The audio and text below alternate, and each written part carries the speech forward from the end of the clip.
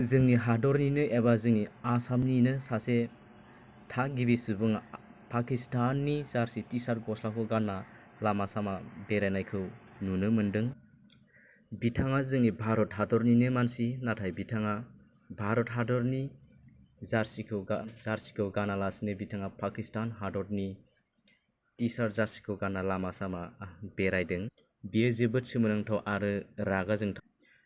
जेब्ला पाकिस्ताननि जार्सि टि-सार्ट गस्ला गाननायनि सोमोन्दै बिथांनाव सोंनो नागिरदोंमोन मानसिफ्रा, अब्ला बिथाङा खारलांदोंमोन।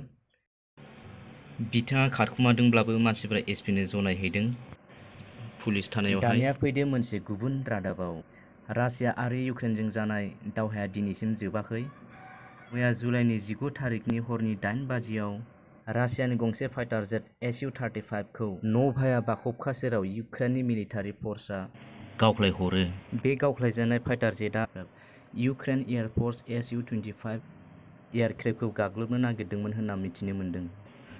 लोगोफोर, नोंथांमोना आंनि इउटिउब चेनेलाव गोदानबा आंनि इउटिउब चेनेलखौ साबस्क्राइब खालामना ला, मानोना नोंथांमोना आंनि इउटिउब चेनेलनि गेजेरजों बेबायदि हादरनि मोजां गाज्रि गाहाम बाथ्राफोरखौ मिथिबाय थानो मोनगोन।